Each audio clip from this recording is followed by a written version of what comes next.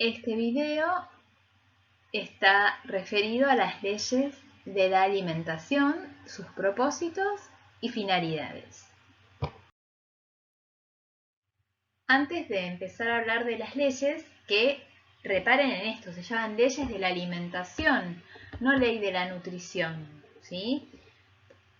Los que ya vieron el videíto que hablamos de los tiempos de la nutrición, ahí diferenciamos que la alimentación era solo uno de los tiempos de la nutrición, que era un proceso más abarcativo. En la alimentación es donde hacíamos la elección de los alimentos que íbamos a consumir. Entonces, el plan de alimentación o régimen normal van a ser esos alimentos que vamos a consumir y que van a permitir que el individuo perpetúe a través de varias generaciones los caracteres biológicos del individuo y de la especie.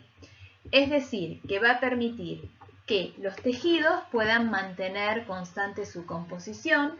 Esos tejidos forman aparatos y sistemas, entonces va a permitir el funcionamiento de los aparatos, sistemas, garantizar la reproducción y mantener el embarazo, que esa cría que nace se pueda amamantar correctamente, es decir, que va a favorecer la lactancia, y finalmente va a permitir asegurar una sensación de bienestar que impulse al individuo a la actividad.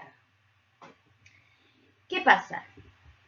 Las leyes de la alimentación nos van a permitir juzgar a priori la normalidad de un plan de alimentación. Si no, yo tendría que esperar que pasen por lo menos una o varias generaciones para ver que todo esto se pudo realizar, ¿sí? Entonces, las leyes de la alimentación son una ley, permiten juzgar a priori, es decir, de antemano, la normalidad de un plan de alimentación. Entonces, ¿para qué sirven las leyes? Para juzgar si un régimen alimentario es normal o no lo es. O sea, es normal, responde a esta definición que habíamos dicho, a la norma. Y no sirven para lo que sería trazar un régimen alimentario o prescribirlo o compararlo entre sí. Vamos a ver después cómo se realiza o cómo se prescribe, que es a través de la prescripción dietoterápica, la prescripción dietética o la realización del plan alimentario a través de la fórmula desarrollada. Arrancamos con la primera ley. La primera ley es la ley de la cantidad. ¿Cantidad de qué? De la alimentación. Estamos hablando siempre de la alimentación en general, de ese régimen alimentario. No estamos hablando de un alimento en particular. No es la ensalada de frutas ni el desayuno. Es la alimentación en general. La cantidad de la alimentación debe ser suficiente para cubrir ¿qué cosa? Las exigencias calóricas del organismo y mantener el equilibrio de su balance. Acá están destacados en itálica y subrayados exigencias calóricas y balance. ¿Por qué? Porque son los dos conceptos que encierra esta ley. Por un lado, las exigencias calóricas tienen que ver con el concepto de BCT. BCT es valor calórico total, que vamos a tener, por un lado, el valor calórico total pensado en la energía que nos van a aportar los alimentos que vamos a consumir, esto que la cantidad de la alimentación debe ser suficiente, es decir, la energía que aportan los alimentos tiene que estar en una cantidad suficiente para cubrir las exigencias calóricas del organismo, es decir, la necesidad de energía del organismo. Nuestro organismo necesita energía para funcionar. Aún estemos durmiendo sin movernos en una cama, para latir el corazón necesita energía, para respirar los pulmones, nuestro cuerpo necesita siempre energía. Entonces, del gasto energético que tenemos, que nuestro organismo tiene, que es la necesidad de energía, parte ya va a estar dada por esto que se llama el metabolismo basal. Parte después también va a gastar nuestro organismo en la correcta utilización de los nutrientes y finalmente, de acuerdo a la actividad física que realizamos, va a ser el tercer componente que va a sumar a nuestro gasto energético total. Entonces, ese es uno de los conceptos que encierra, el concepto de valor calórico total, en cuanto a la energía que necesita el organismo de la persona y la energía que aportan los alimentos. Y el otro concepto es el concepto de balance. Van a haber nutrientes plásticos que van a tener función constructora en nuestro organismo, que hay que consumir y mantenerlos en constante equilibrio. Y esto habla de entradas y salidas. Y esas entradas y salidas, que serían los componentes para hacer un balance, pueden dar como resultado un balance positivo, un balance negativo, en equilibrio o un balance normal. Un balance positivo sería, si estamos relacionando siempre en los balances, las entradas y las salidas, si las entradas son mayores a las salidas, el balance es positivo. Eso se da, por ejemplo, en los niños que están creciendo, en las mujeres embarazadas. Lo que consumen retienen más de lo que pierden. Un balance negativo, levemente, se da en el adulto mayor. Quizás las pérdidas son mayores que los ingresos, pero dentro de lo normal.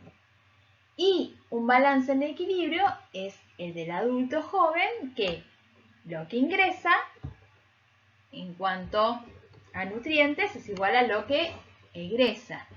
Y entonces se dice que está en equilibrio. Ahora yo digo, ¿cuál será el balance normal? ¿El balance positivo, el negativo o en equilibrio? Los tres. Todo depende del momento biológico.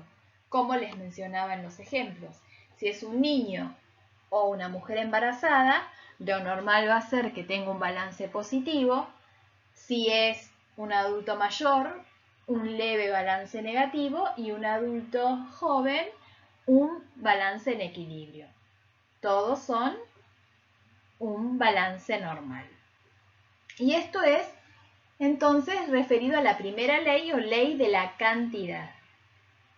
¿Cuándo se cumple con esta ley de la cantidad? Ahora vamos a ver que se llama de una manera específica.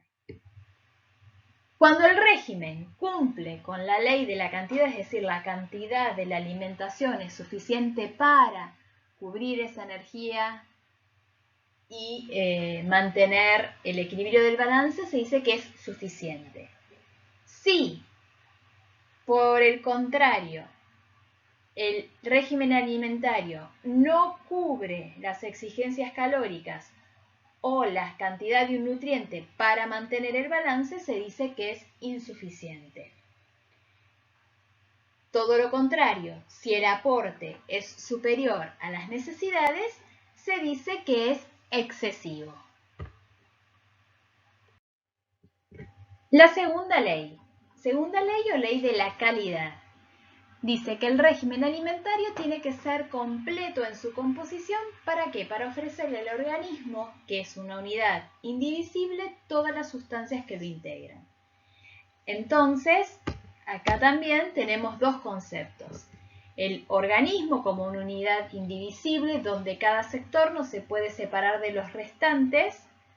Todos van a tener como finalidad el mantenimiento normal de las funciones del organismo y la continuidad de la vida.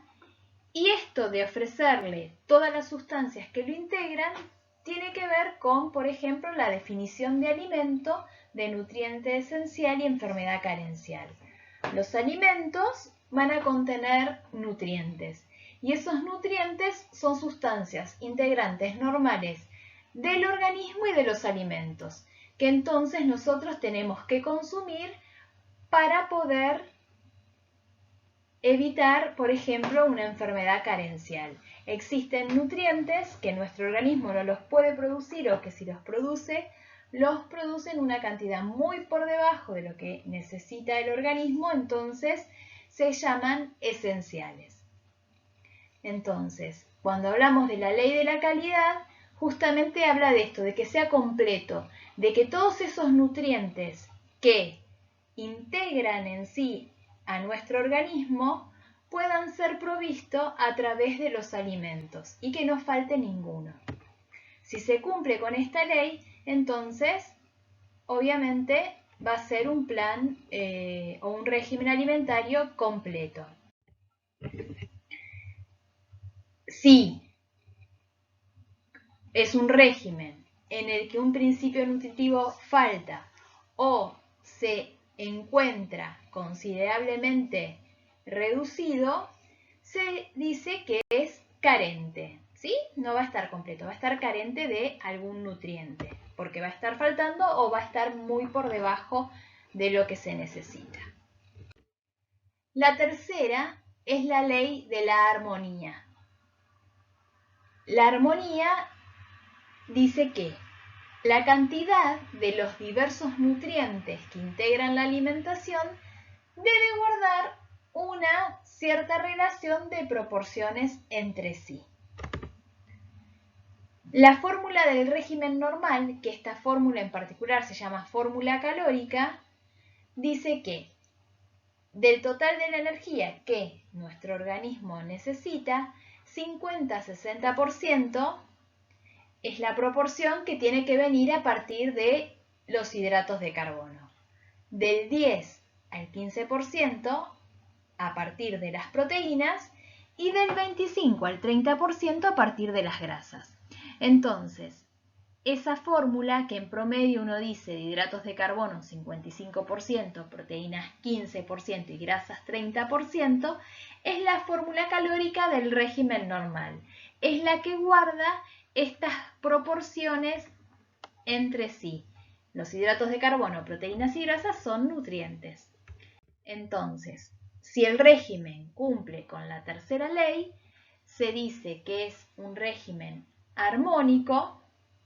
Si por algún motivo los principios nutritivos no guardan esta proporcionalidad, hay demasiado hidrato de carbono o mucha proteína, por fuera de estos porcentajes se dice que es disarmónico.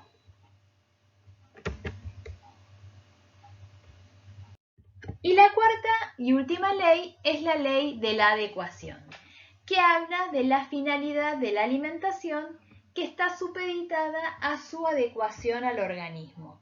Y acá vamos a tener la finalidad, que en los sanos va a ser una y en los enfermos va a ser otra. En los niños, promover el crecimiento, en la embarazada que pueda llevar adelante una correcta gestación, la lactante que pueda amamantar a su niño, en el individuo que trabaja, que tenga la energía suficiente, y en el enfermo se adaptará a, por ejemplo, ayudar a mejorar su situación. Entonces, eso sería por el lado de la finalidad de la alimentación. Y su adecuación tiene que ver que tiene que adecuarse lo que la persona va a consumir en ese régimen alimentario a las exigencias propias según esté sano o esté enfermo. La adecuación al sano es más que nada gustos, hábitos, cuestiones económicas y la adecuación al enfermo sería al órgano, los órganos o las funciones que pueden estar afectadas en el organismo. Entonces, si se cumple con esta ley, que es la cuarta, que es la ley de la adecuación, el régimen es adecuado. Pero si no se cumple, es incorrecto, ¿sí?